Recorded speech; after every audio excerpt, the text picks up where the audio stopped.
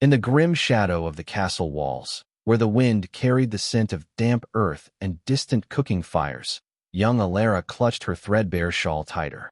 Her stomach growled a hollow protest, a familiar companion through endless, biting winters.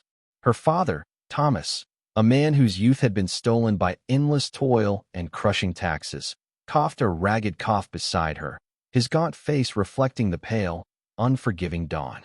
They were but two amongst the countless souls scraping a living from the unforgiving soil of Baron von Kessel's lands, a life defined by scarcity and the ever-present threat of hunger.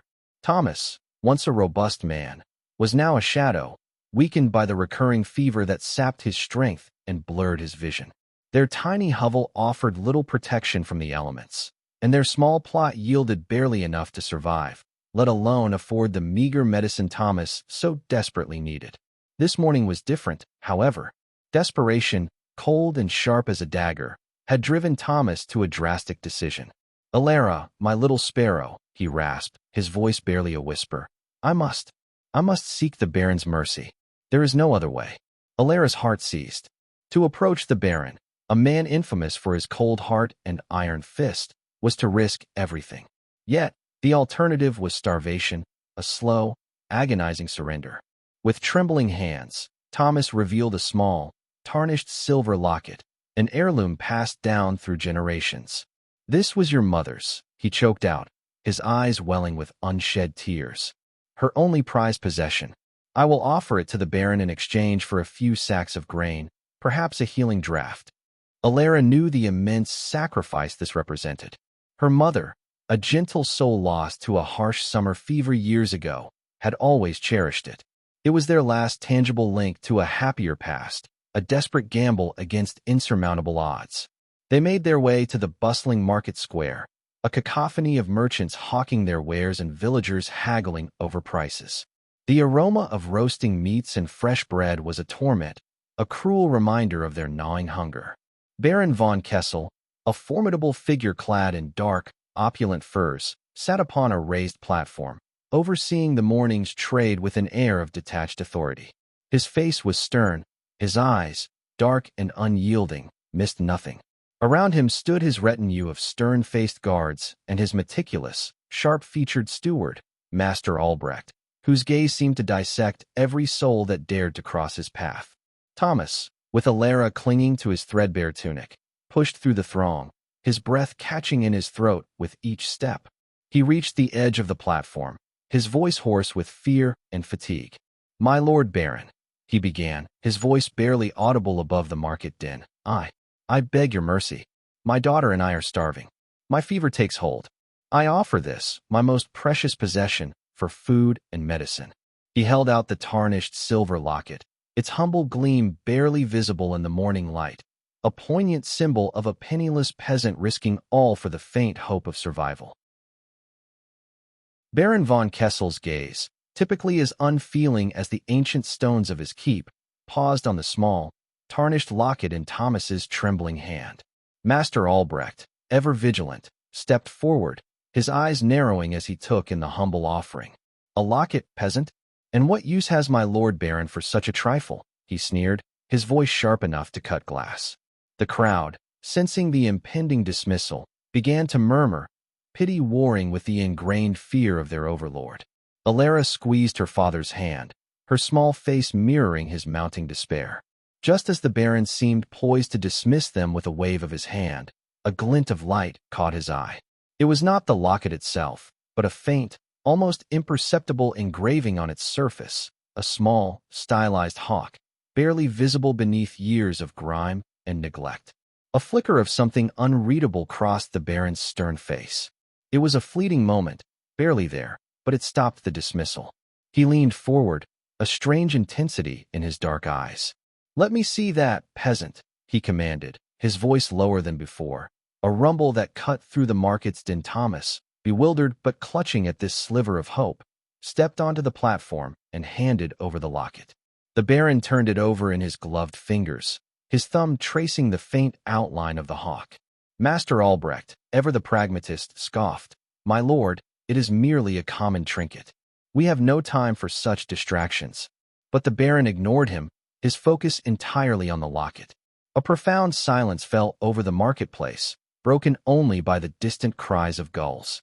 Suddenly, the Baron's eyes snapped up, no longer cold, but wide with a dawning, incredulous realization. He looked at Thomas, then at Alara, a strange mixture of shock and profound recognition transforming his features. "Where did you get this locket?" he demanded, his voice now booming, yet laced with an unfamiliar urgency. Thomas, trembling anew, recounted his story of his late wife, a kind and beautiful woman who had carried the locket her entire life, a gift from her own mother before she passed. As he spoke, the Baron's face underwent a remarkable transformation. The arrogance melted away, replaced by an expression of deep, almost overwhelming, emotion. He reached out a hand, not to dismiss, but to touch Thomas's shoulder, a gesture utterly uncharacteristic of the feared Baron von Kessel. Master Albrecht, sensing a shift he couldn't comprehend, stepped closer, his brow furrowed with suspicion. "My lord, what is the meaning of this?" he asked, his voice betraying a hint of unease. The Baron, however, paid him no mind.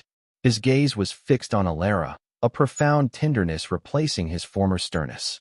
He noticed the same piercing, intelligent eyes, the delicate chin, features he hadn't seen in decades.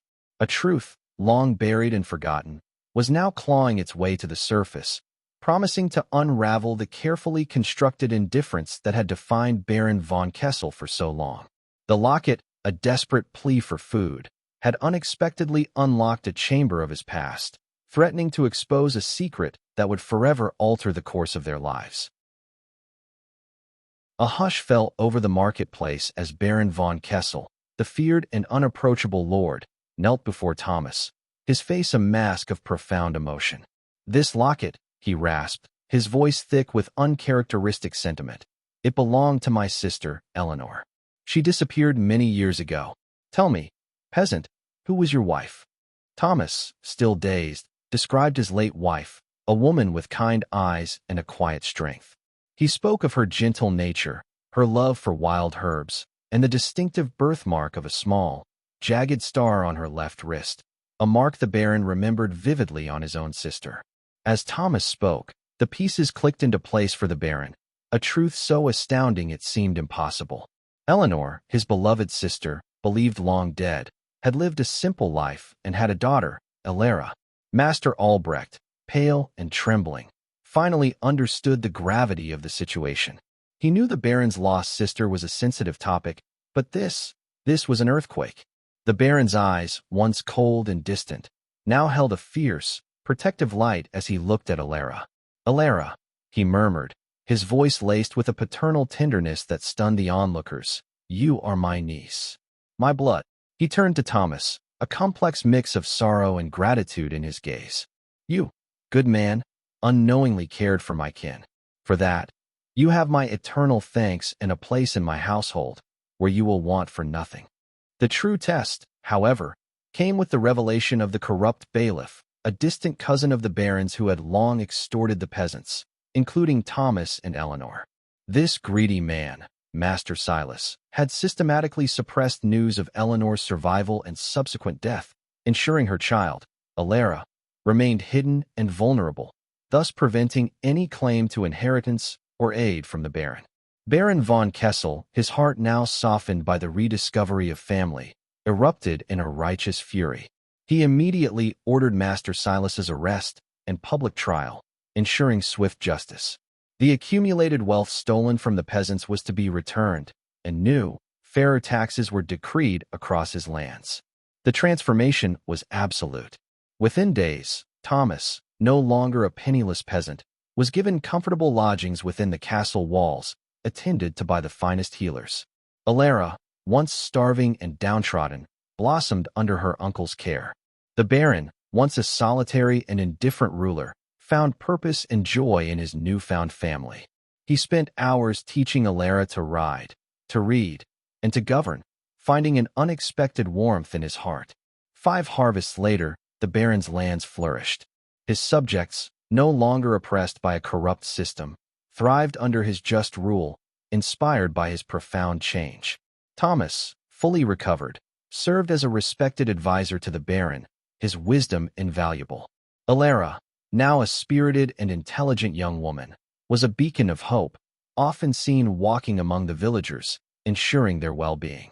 The once feared Baron von Kessel became known as the Benevolent Baron, his legacy forever changed by a single tarnished locket, a desperate plea for food, and the unexpected rediscovery of a family he thought lost. His newfound compassion rippled through the entire fiefdom, proving that true wealth lay not in gold or power, but in kindness, connection, and the enduring bonds of family. If you liked it, subscribe to the channel and enjoy these other amazing stories.